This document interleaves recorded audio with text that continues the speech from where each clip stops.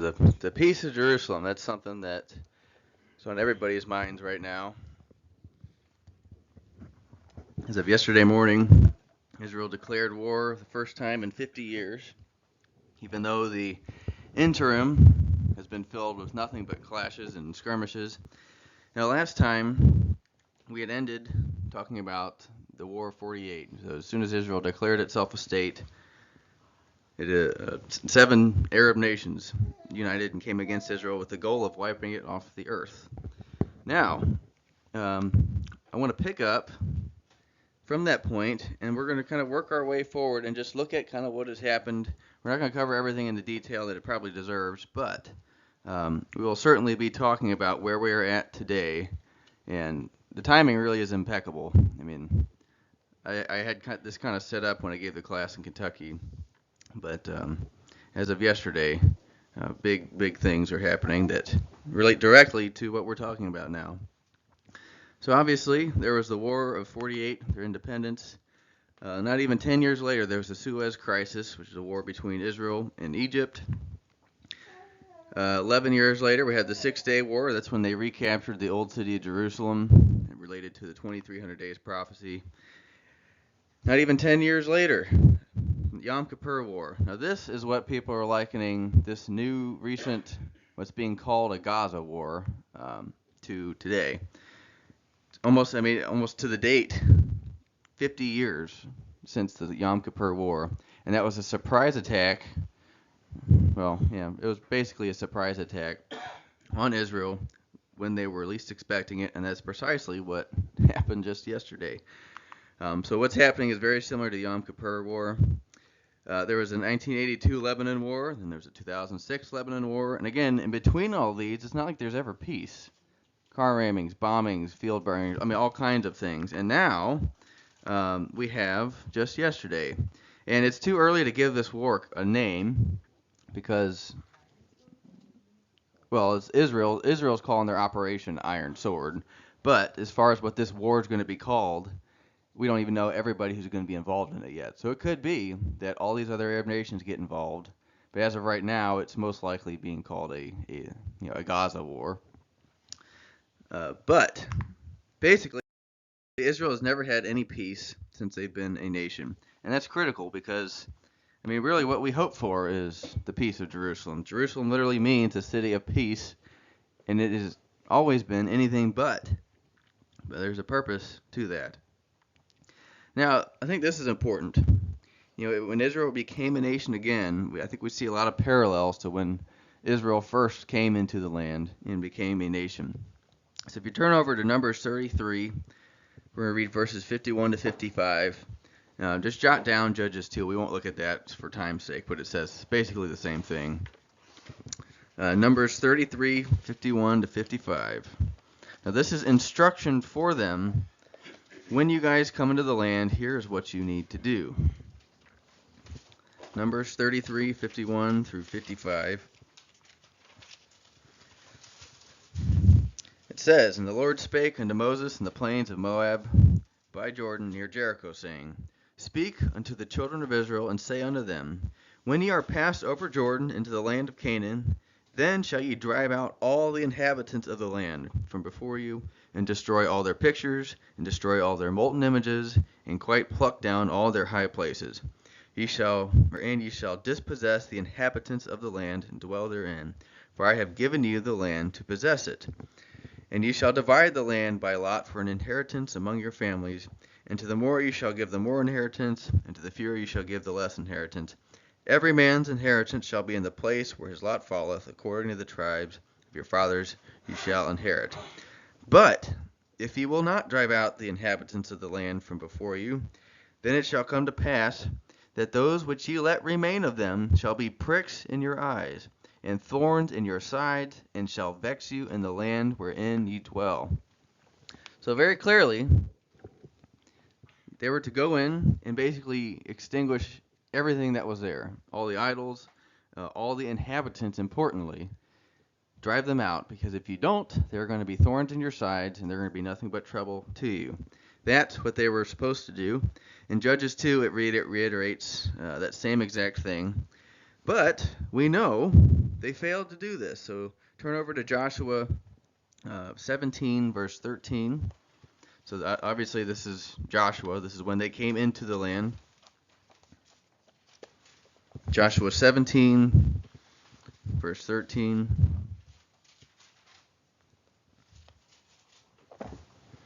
And there's other verses on this, but this one I think gets the point across. Yet it came to pass, when the children of Israel were waxen strong, that they put the Canaanites to tribute, but did not utterly drive them out.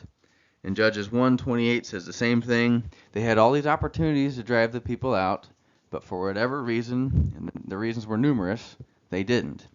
And therefore, just as prophesied, these people were thorns in their sides. All throughout, this is Joshua's time. All the time through Saul and David, these were the people that Israel was constantly warring against.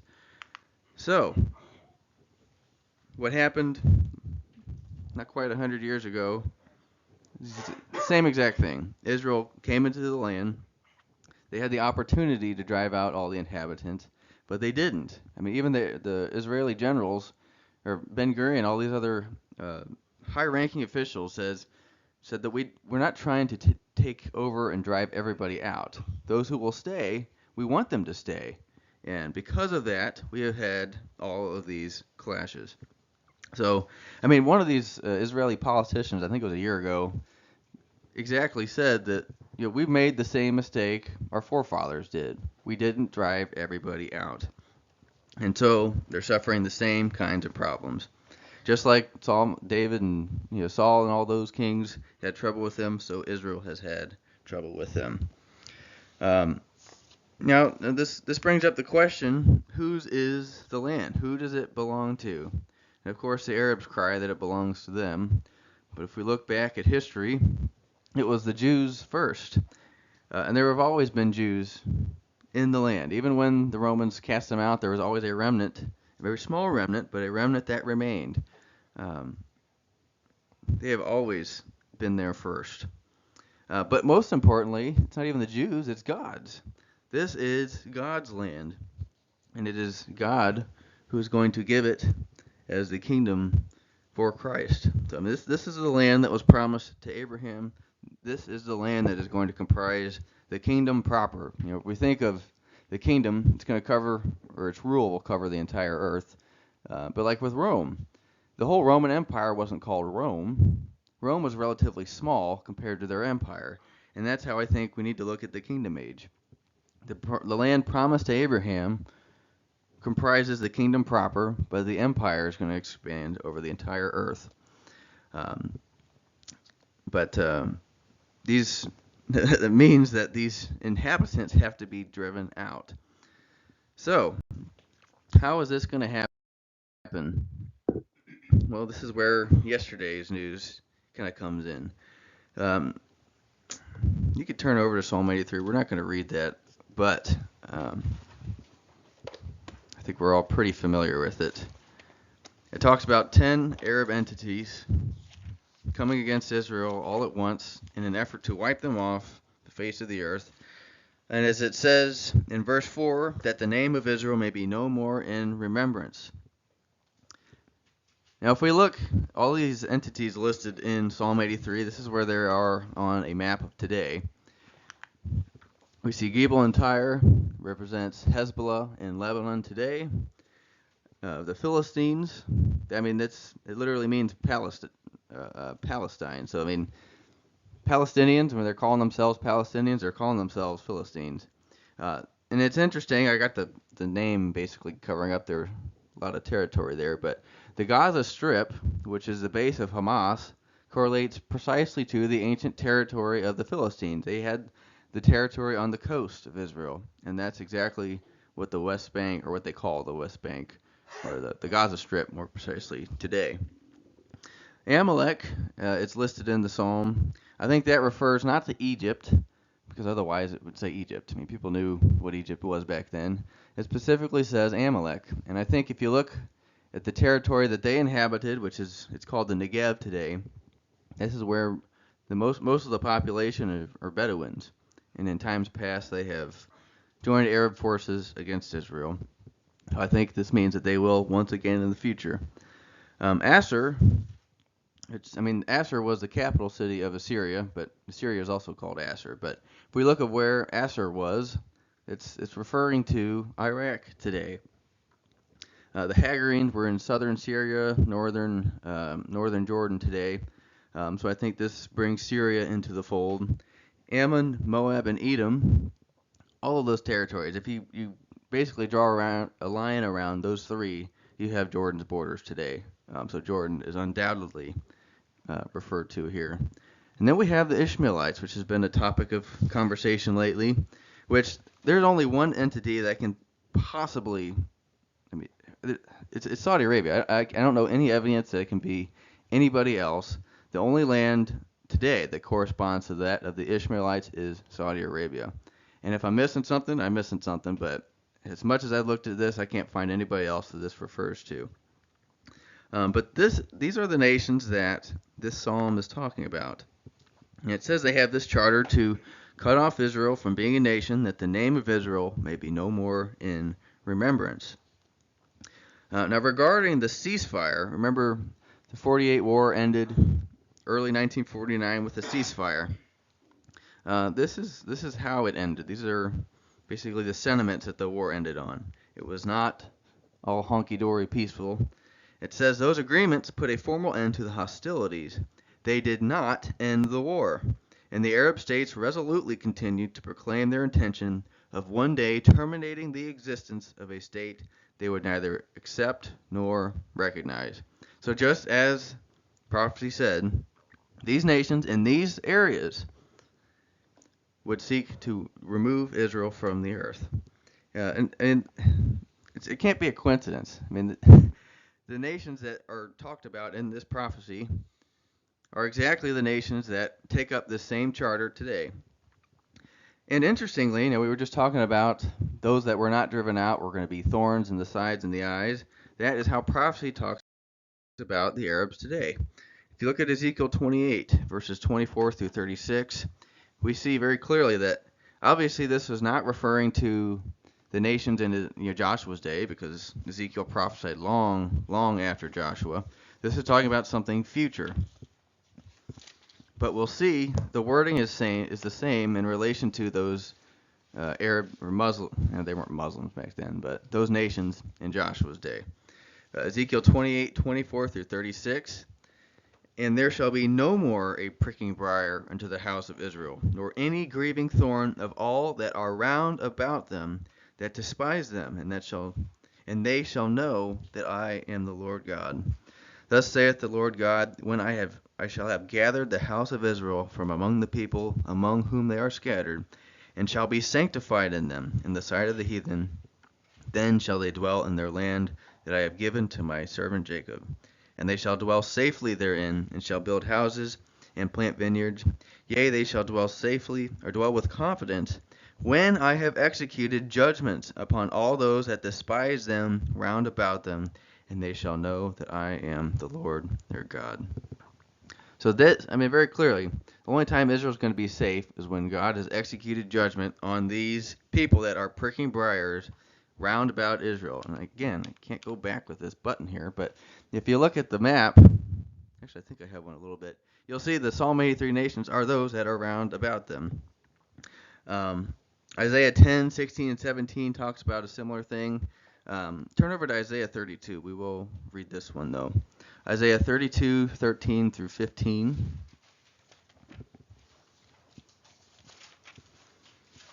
Isaiah 32, 13 through 15 says, Upon the land of my people shall come up thorns and briars, yea, upon all the houses of joy in the joyous city.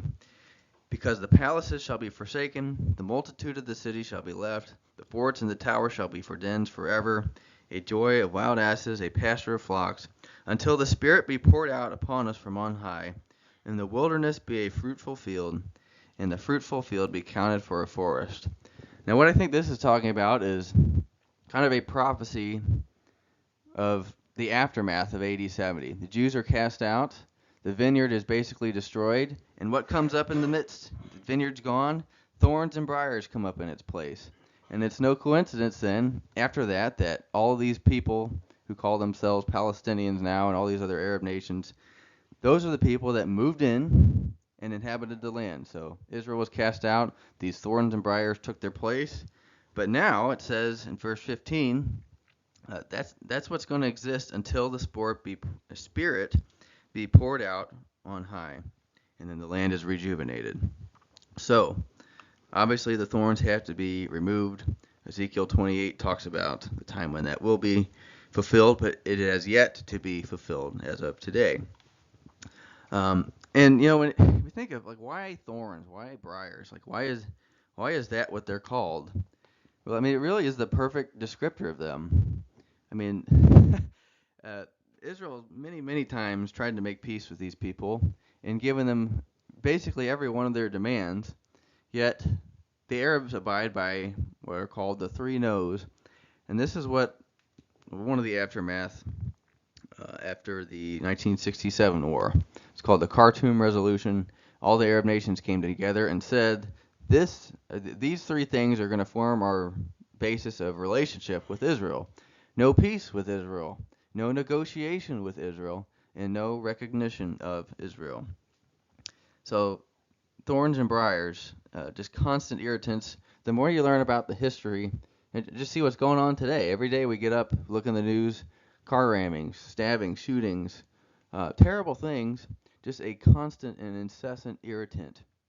So if that irritant's going to go away, the thorns have to be plucked out. Now, that the Arabs today are these heathen roundabout spoken of in Scripture, I think is apparent from numerous passages.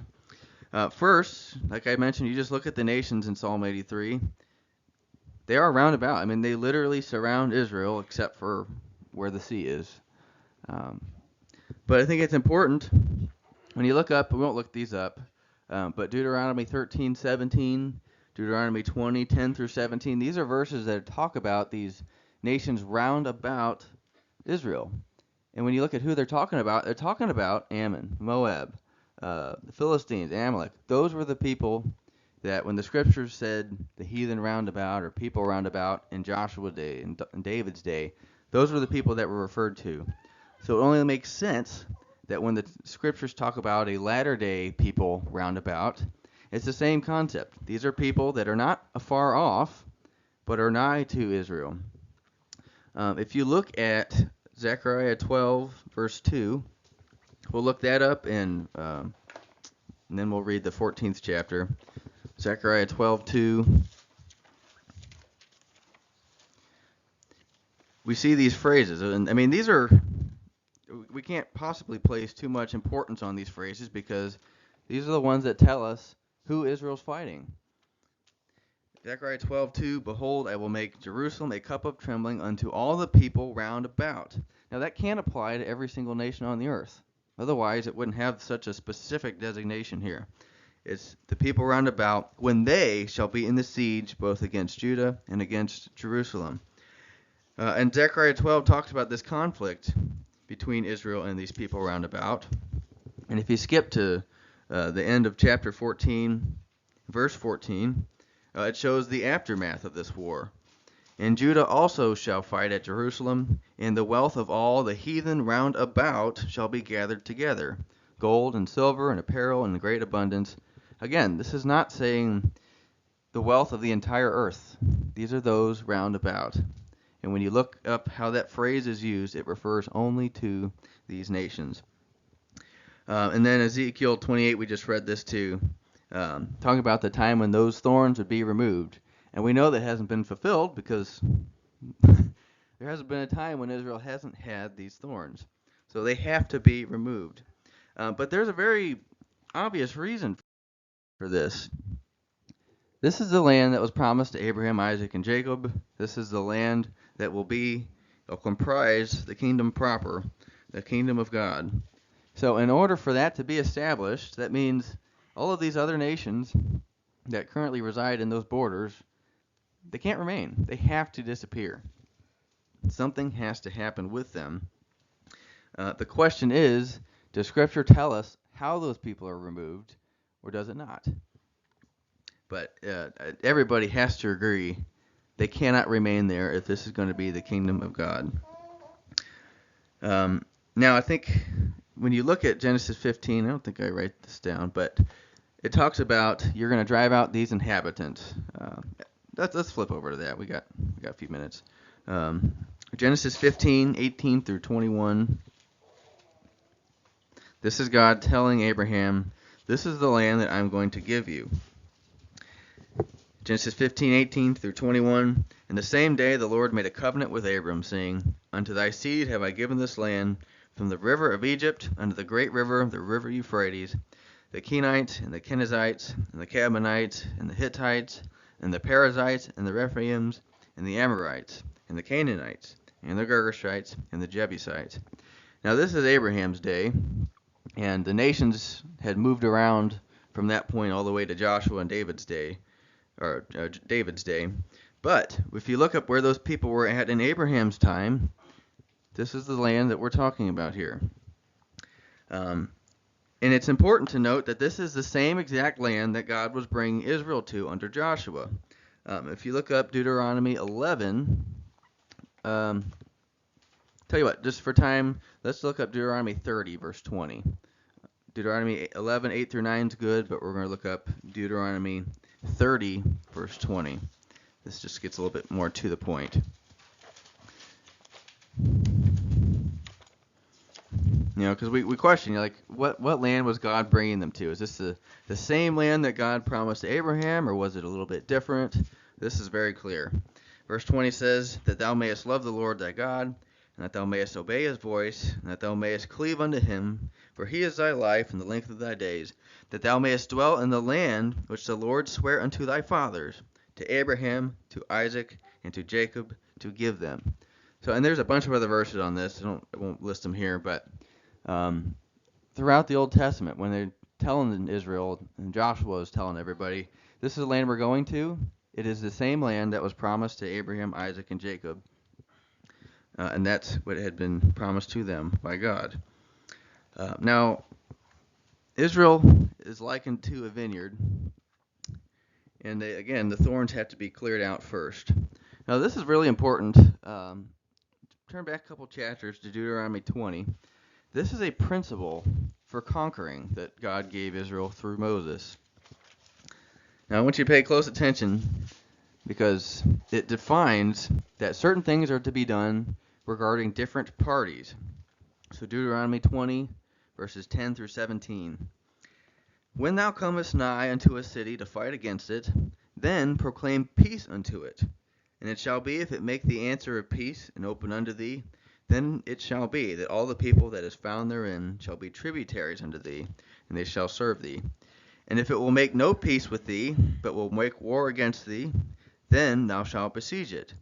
And when the Lord thy God hath delivered it into thine hands, thou shalt smite every male thereof with the edge of the sword, with the women and the little ones and the cattle, and all that is in the city, even all the spoil thereof, shalt thou take to thyself. And thou shalt eat the spoil of thy enemies, which the Lord thy God hath given thee. Thus shalt thou do unto all the cities which are very far off from thee, which are not of the cities of these nations, but of the cities of these people, which the Lord thy God doth give thee for an inheritance. Thou shalt save alive nothing that breatheth, but thou shalt utterly destroy them, namely the Hittites, and the Amorites, and the Canaanites, and the Perizzites, the Hivites, and the Jebusites, as the Lord thy God hath commanded thee." No, I thought I had another verse in here. But this is important. There's two principles. Nations that are far off, when they're out conquering, first declare peace. If they'll serve, this is the empire concept. If they'll be brought into the empire, great. That's what needs to happen. But that is not what's supposed to happen to these nations in the Abrahamic lot. They're not to even give them a choice. They have to be driven out. They have to be extinguished because those are the borders of the kingdom. So very clearly, the nations in the Abrahamic lot will be destroyed and exterminated. Those afar off will be brought under the power of the kingdom, but they will be given an opportunity, basically a choice, whether they will serve or they will not. But either way, they'll be conquered. But I'm trying to think if this is the verse that has this. Yeah, verse 18 says that they teach you not to do after all their abominations, which they have done unto their gods, so you should sin against the Lord your God. So, and obviously, the Arabs and other people that were in the land have influenced Israel. But very importantly, I'm trying to think if this is a.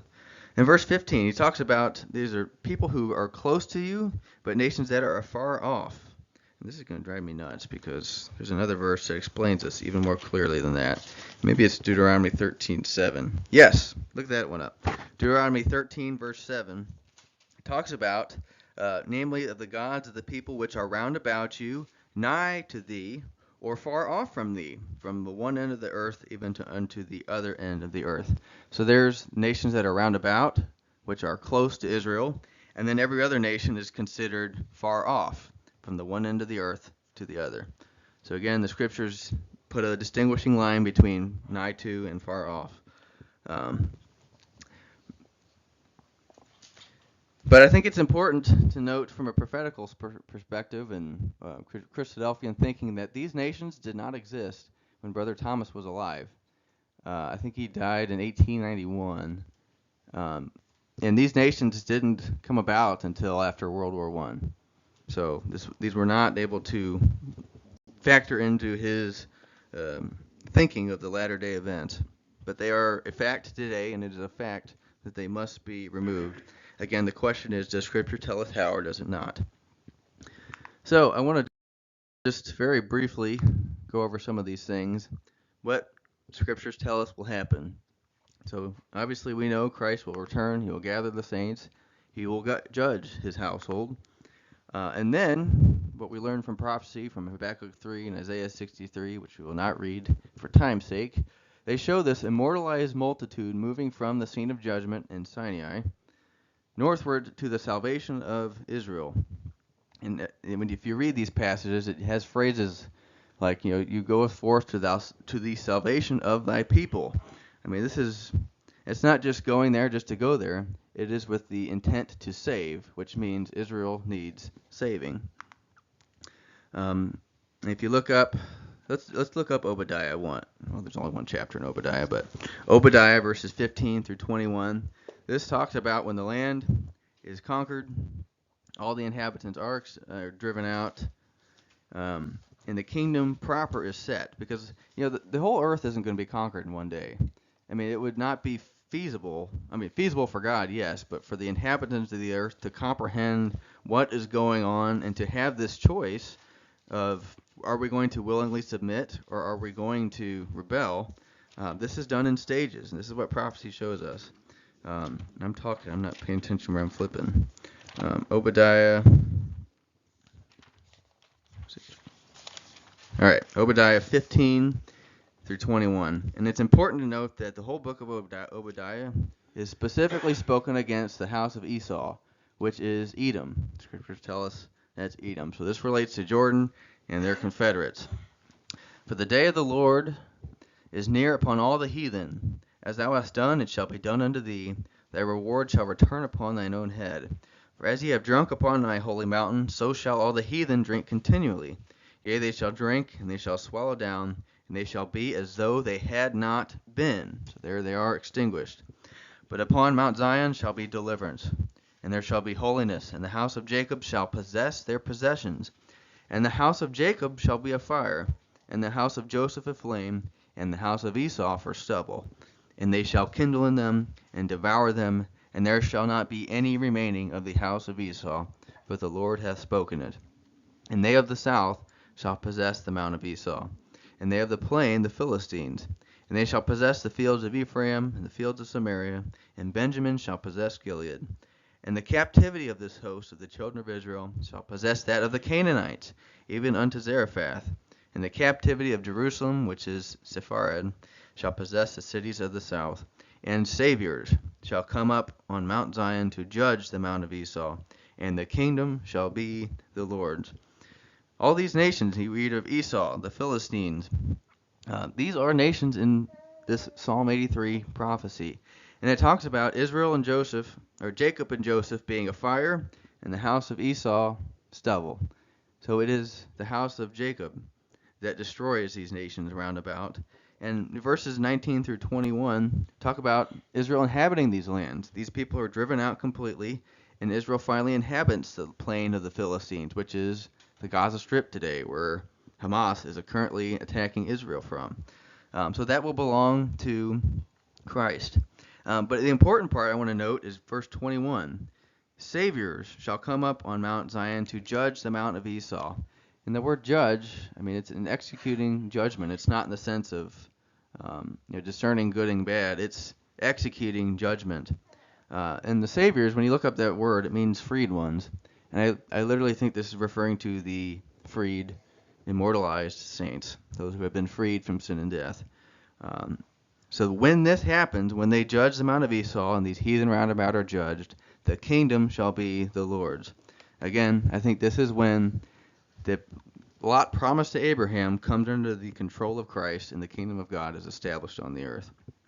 Zechariah 14, 4 through 21, I think that whole sequence details how this will happen. It's a parallel prophecy of this Obadiah 1 here. But importantly, I'm kind of getting ahead of myself here. Verse 21 in Zechariah 14, it ends with, there shall be no more the Canaanite in the house of the Lord of hosts. So like Israel's mistake long ago, and in 1948, they did not drive them out. But in this day, they will be driven out. I think I get a drink of water, my mouth's sticking.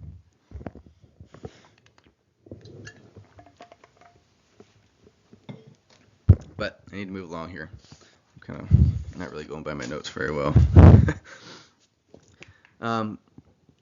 Now, when you read Zechariah 14, I think there's a lot of people who think this refers to basically the entire planet being conquered. I don't agree with that personally. One of the reasons being the enemies destroyed are listed are named in Zechariah 14:14 as only those round about. So this seems to be more of a local conflict that involves only the kingdom itself being established up in the Abrahamic lot. And there's also some other local aspects too. Verse 18 talks about if the family of Egypt goes not up to worship, they'll have no rain. And it's not talking about Gog or any of these other nations yet. This is a local conflict, I believe this is talking about. And like I mentioned, this is when all the inhabitants that are not supposed to be there will be finally driven out. Now, Jeremiah 23:5 and 6, I think shows this time it's the aftermath of this war. I think I quote this basically every day, or every letter I send out, because I think it's so important. It shows us time frame, sequence of events, but more importantly, when Israel's safe. Behold, the days come, saith the Lord, that I will raise unto David a righteous branch, and a king shall reign and prosper, and shall execute judgment and justice in the earth. And the earth, I mean, if you look up that word, a lot of times it just means land. It doesn't mean the planet like we think of earth. So it can easily read, and shall execute judgment and justice in the land. And in his days, Judah shall be saved, and Israel shall dwell safely. And this is his name whereby he shall be called, the Lord our righteousness. So Israel is saved from something, then they dwell safely. And it is because the Lord our righteousness reigns. Now, the reason I mentioned that, if you look at Psalm 83, there's all those nations there. When we look at Ezekiel 38, and where those nations exist, it's kind of ominous. There's not a single overlap. And when we think that the entire earth has got to come under the control of Christ, every scrap of land needs to be accounted for. So we got to ask, why in Ezekiel 38 are there none of these Psalm 83 nations? I mean, and I think we see basically the kingdom expanding. Christ returns, saves Israel from these heathen roundabout in Psalm 83, establishes the kingdom in that red circle there, basically the land promised to Abraham, and then the conditions that exist after the Arab War basically are those described in Ezekiel 38. I mean, they're incredibly rich. Israel's safe. I mean, Ezekiel 38, I think, says that at least 5 times, that Israel's safe, to the point that they have no bars, gates, or defenses. I mean, we won't get into the weeds with that for time's sake, but if you look at all the things that are described in Ezekiel 38, and where the scriptures show that coming to pass, it is because Christ is there reigning among them. And if that's wrong, maybe it's wrong, but every piece of scriptural evidence I've found um, speaks to that. But we see a kingdom expanding. So once Ezekiel 38 takes place and all those nations come down and are destroyed, it only makes sense that those nations now come under the rule of Christ. So we see it expanding over the entire earth from the point of Jerusalem. Now, very briefly, there's a lot on this slide, but from this point, what we expect to occur. So the kingdom will be established in the promised land. Christ, once he sits on the throne of David, he begins his 1,000-year reign. This is when, I don't think Russia has come down at this point. This is when Christ turns inwardly, looks to the land, and cleanses Israel. If you look up those verses there, it talks about him removing the unclean spirit from the land because, again, the Canaanites and all these other people, they have to be driven out. Their influence, all their idols and things like that need to be destroyed. And then I think this is also when Christ, there's a verse that talks about, I will set my hand a second time to gather my people Israel. And there's a couple different thoughts on what that means, but I think one possible meaning is, he's already set his hand to gather them once. We've already seen that happening. It's still happening. But once he establishes his kingdom in Jerusalem, I think he's going to renew that effort and physically call for all the Jews throughout the earth to come again, to move to the kingdom as subjects. I think this is also when Christ sends out his dictate to the nations. If you look at Revelation 14:6, it talks about the everlasting gospel going out. I'm going to look that up because I think there's another verse I might be thinking of on this subject as well. This says, "And I saw another angel fly in the midst of heaven, having the everlasting gospel, to preach unto them that dwell on the earth, and to every nation, and kindred, and tongue, and people, saying, with a loud voice, Fear God, give glory to him, for the hour of his judgment is come." And if you read through this, you'll see that the angels are telling the nations, don't listen to this papal spirit. So I think this relates to what was said in Deuteronomy. Proclaim peace. He's proclaiming peace to the world. He's preaching the gospel. I am the Lord Christ. I am going to conquer the earth. You can either submit and become part of the empire or be conquered, just like the Lord had spoke through Moses many years ago. And I think those who are, as the kingdom expands, those who are brought into the empire are obviously to come up, to worship, and to learn, Zechariah 14:16 says. And this is when I think Gog descends. I think there's a response by the nations of, why on earth would we submit to a Jewish king? But they have all this spoil. They're safe from all appearances, and their satellites, if those are still working, they can see Israel has no carnal defenses anymore. And they don't need them because Christ is there. But to Gog, it looks like they have no defenses, and it would be easy prey. And I don't think the nations have really understood completely what has gone on yet. But I think when Christ sends out his dictate to either submit or else, this is when the nations are going to look to basically the one religious figure that everybody can think of. It's the Pope. And Psalm 2 talks about the nations, why do the heathen rage and the people imagine a vain thing? And basically it talks about them saying, let's cast off these bonds that God is going to place on us and rebel. But, as it goes on to say, they will be destroyed and dashed to pieces. Revelation 16:13 and 14 also talks about these nations conspiring and coming together to battle in preparation for the Battle of Armageddon. And that's when I think the Battle of Armageddon takes place. I think that's referring strictly to basically spiritual Zion versus spiritual Rome. I don't think it has anything to do even with Gog. I think it's strictly the papal system and its roots throughout the entire earth. That's when I believe that takes place. Obviously, its influence is eradicated throughout the planet. And I think, once the entire planet comes under Christ's rule, the rest of this is more the Solomon phase. We have the Davidic phase of Christ's reign where it's conquering and battling. But then we have the Solomon phase where it's peaceful and there's no war.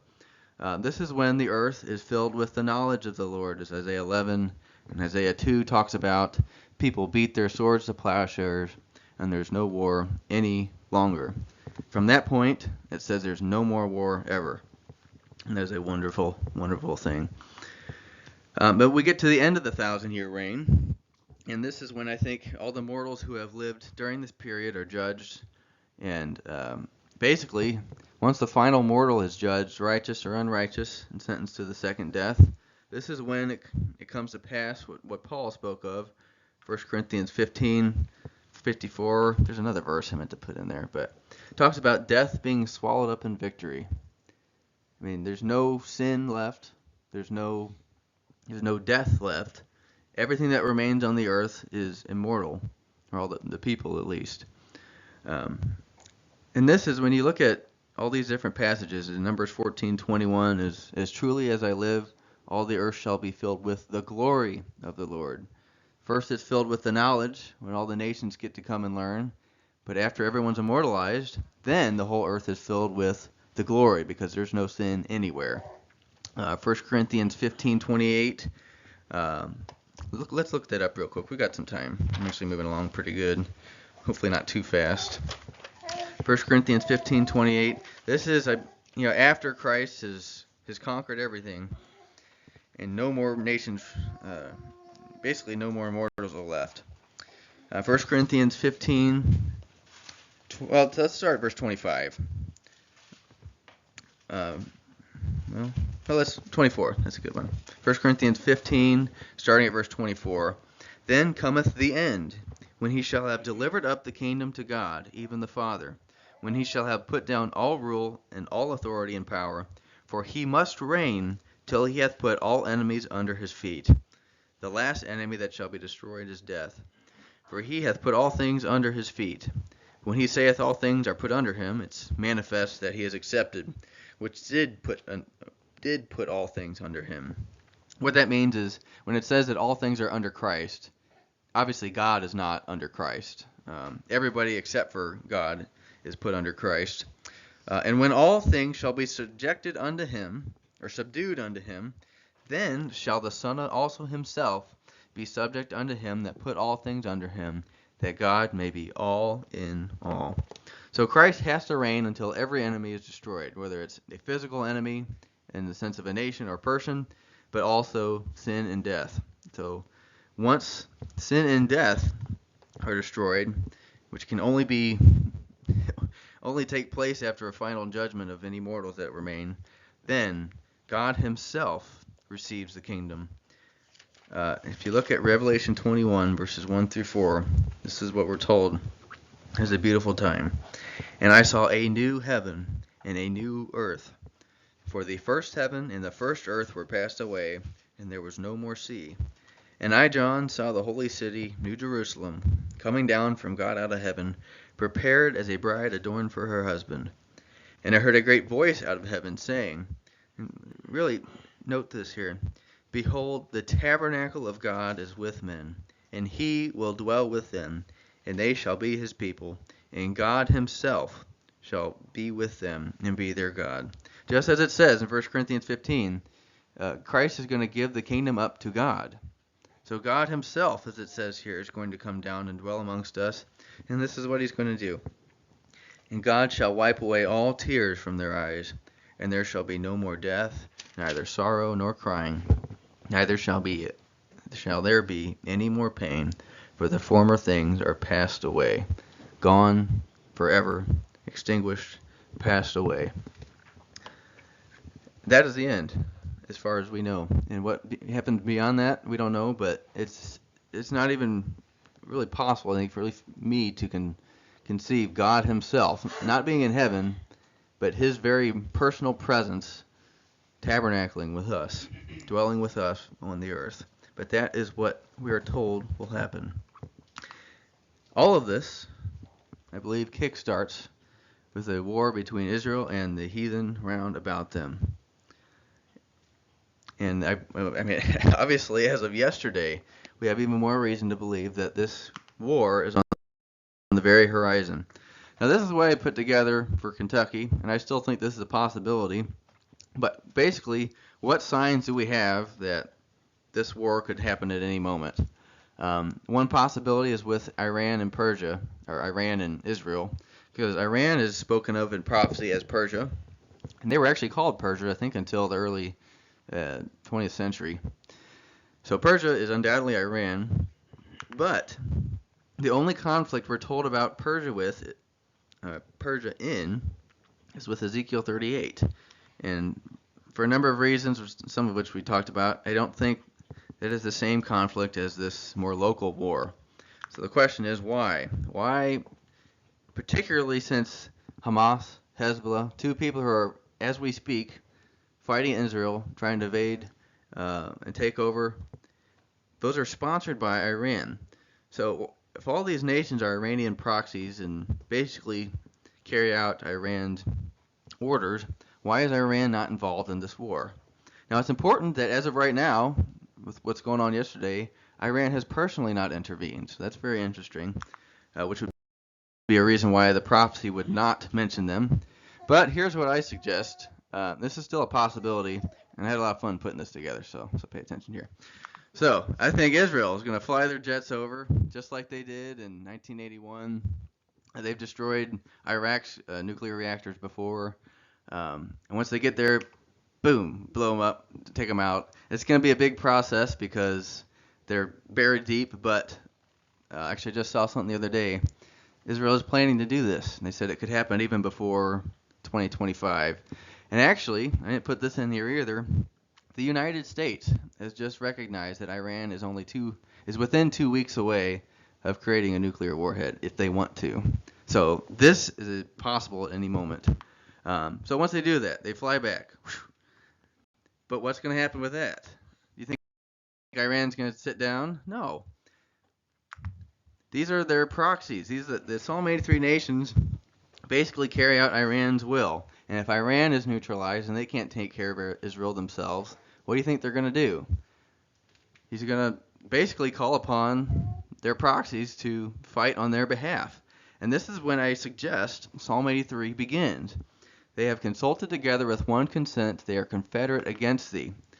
All these nations listed in Psalm 83 simultaneously come against Israel, just like in the Yom Kippur War. And that, I believe, is when Christ, according to prophecy, moves forward from the scene of judgment, as it says in Habakkuk 3:13, to go forth for the salvation of thy people. This is a war that Israel, unlike all their previous ones, will not win on their own. And I think they will be humbled to the degree where they call upon their Messiah, and thus his appearance at this time. Because otherwise, I think in this time, Israel would actually be extinguished. It's a very difficult thing to think about considering the success they've had, but why else would they cry to their Messiah, as prophecy suggests?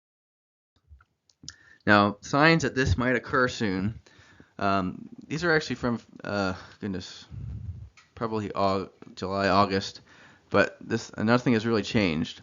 These Israeli generals, war with Iran and Hezbollah is the greatest challenge to Israel's home front in 75 years, which means since they were a nation. Israel prepares to strike Iran and defend itself. And this is what's important. Netanyahu appears ready to order some sort of attack aimed at least setting back Iran's nuclear ambitions. So they can't destroy Iran, but they can set them back. So it would make sense that if Israel strikes Iran, takes them out temporarily, they can't fight with the Psalm 83 war, but they can recoup to where they can fight in the Ezekiel 38 war when Gog comes down. The challenge of such a strike would be Iran's retaliation through its proxies that surround Israel. From Syria and Hezbollah in the north to Gaza and Yemen in the south, Israel is nearly surrounded by Iranian proxy groups. I didn't write this. This is news outlets. And they're not even referring to prophecy. This is just their estimation of what's going on. The IDF forces will practice handling challenges in sudden event on multiple fronts simultaneously, just like the prophecy suggests. Something else. This was back in July. Israel's reaffirmed its capability of a preemptive strike on Iran, which would likely lead to a multi-front war with serious ramifications for the region. Israel cannot be prevented from acquiring nuclear weapons. Iran, I'm sorry. We can't prevent them from getting those. We can delay them, Israel says. Israel's current military exercise is meant to prepare the country for a prolonged multi-front war, the scenario Israel expects should it strike Iran. So again, this is still a very real possibility, and this is basically the political analysts of the world, what they suggest could happen. Basically, again, Iran expected to urge its regional proxies to attack Israel in response. So this is precisely what they expect if Israel strikes Iran. This was months ago, yeah, and this is still true today, but now we get to the stuff from yesterday morning. IDF strikes Hamas as Operation Iron Swords commences. 40 people dead. So yes, as of 6:15 yesterday morning, barrage of rockets slammed into southern and central Israel Saturday morning as Hamas terrorists infiltrated the country and took over southern Israeli towns, as Prime Minister Netanyahu said that Israel is at war. We are at war, not in an operation or in rounds, but at war, he said. So this is what happened. I don't have an exact map, so I'm just drawing some arrows here, but that's where Hamas is based. These are the Philistines. These are the latter-day Philistines. Again, it's kind of hard to see with the color contrast there, but the territory of the Gaza Strip is that of the Philistines. So Israel was just attacked by the Philistines. And now, as of this morning, rockets fired from Lebanon at Israel, and possible sign Hezbollah is joining the war. So here we see what started on one front is starting to expand to others. Now, I mean, we're only into the second day of this, so this could escalate quickly. So, is this the beginning of Psalm 83, or is it not? Obviously, we don't know yet. My answer is it could very well be, but I think Isaiah 11:14 I think it's a parallel prophecy to this. It might relate directly to what we're seeing. Because it talks about Judah and Israel. It says, they shall fly upon the shoulders of the Philistines toward the west, and they shall spoil them of the east together. They shall lay their hand upon Edom and Moab, and the children of Ammon shall obey them. Again, all listed in Psalm 83. But this talks about Israel flying upon the Philistines. And this is what they're actively doing right now. I mean, they're fighting in the streets. Israel is working to take over this, and Netanyahu has basically, literally, he's warned all the Gazans, flee. We're raising this to the ground. So that could very easily be when Israel flies upon the shoulders of the Philistines. But it doesn't just say that. This shows, if we're watching right now, Israel flying upon the shoulders of the Philistines, we need to look for Jordan's involvement, because it next says they shall fly, or they shall lay on Edom, Moab, and Ammon as well. And Jordan hasn't gotten involved yet, but all of this, I think, we see right now is sparked from this deal Israel's trying to make with Saudi Arabia, because Saudi Arabia, the day before Hamas attacked, just said, it's official, we're leaving out the Palestinians. So I think they're wanting to get their say-so in before any deal is struck.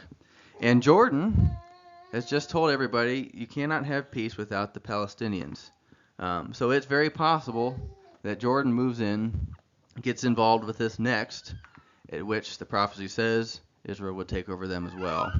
Now I think this might be by the intervention of Christ. But could this lead to all these other 83 or Psalm 83 nations getting involved? Definitely. I mean, this is so early at the stage, it's not clear to tell, but I'm actually writing a prophecy letter. I had most of it written, but I didn't get a chance to send it out. Analyzes a little bit better why and how the things we're seeing now could lead to this, particularly since Saudi Arabia right now is trying to make peace with Israel. There's a very plausible way that they change their tune immediately. And this was just warned by Yair Lapid.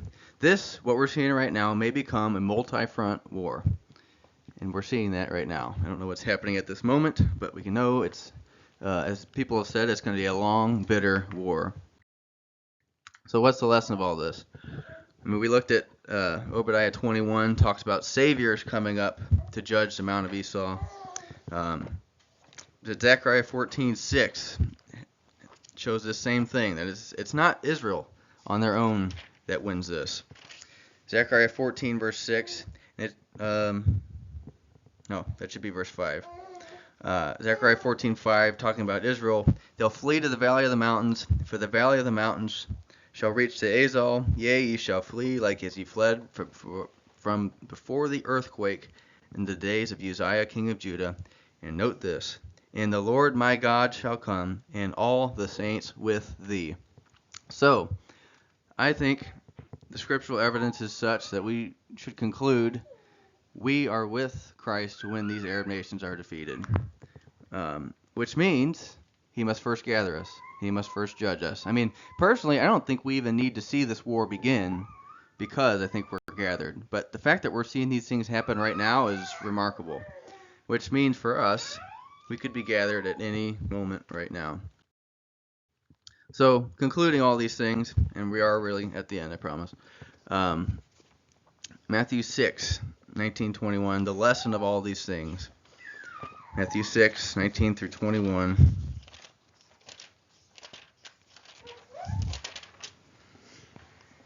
Lay not up for yourselves treasures upon earth, where moth and rust doth corrupt, and where thieves break through and steal. But lay up for yourselves treasures in heaven, where neither moth nor rust does corrupt, and where thieves do not break through nor steal. For where your treasure is, there will your heart be also. And also Colossians 3, 1 through 4.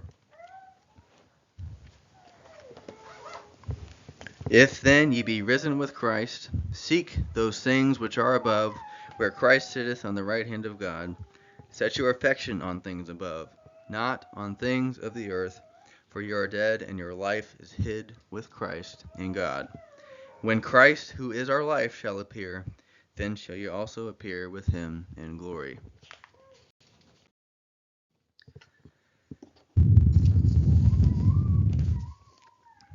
You know, it's kind of a scary thing to think about Christ returning. It's something we talk about all the time, but when really think about it. If you had a button in front of you, and we had the choice, if we press that button, Christ would return this very instant. Would we slam it down immediately, or would we stop and think, is this what we want? Are we ready? If we had that control, are we ready right now for that? Something to think about, because the signs we are seeing are telling us, get ready now. It will not wait for us. I mean, we have no reason, no signs whatsoever to say that this is decades in the future. If we slack on our part of the covenant of being servants and watchful, it is strictly upon us. But the end is coming. Like God said, for Zion's sake will I not hold my peace, and for Jerusalem's sake I will not rest. He has not rested, and he will not until it's completely accomplished, and neither should we. And so, if all these things, all these 30 classes I've just given basically, if we feel strengthened by any of these things or motivated, we need to act on it now, because what happens, from personal experience, we put it off, and then that feeling of animation and inspiration fades away with remarkable speed. But we ought to build upon it, to read, study, and pray, and to truly prepare ourselves, because our lives as we know them are certainly coming to an end. But it ideally should be, when Christ returns, it's not as much of a transition, because we should be living our lives as if we are preparing for the kingdom now. As Christ told his disciples, blessed are your eyes and your ears, for many prophets desire to see and hear the things that you are hearing, and they heard them not. Truly how blessed we are.